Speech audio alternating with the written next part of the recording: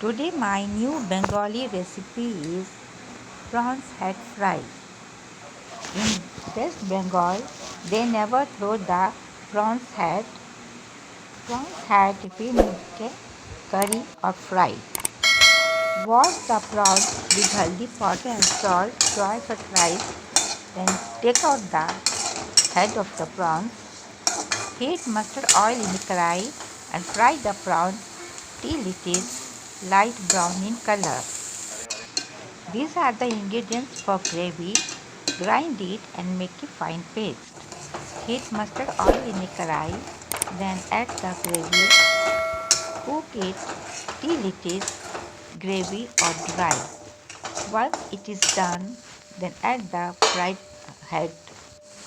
Add little water, then stir it continuously till it is dry. Add salt as needed. Mix it properly and cook till it is dry. Now it is done. Then add chopped dhania leaves. Now start plating. Ready to serve with hot steamed rice.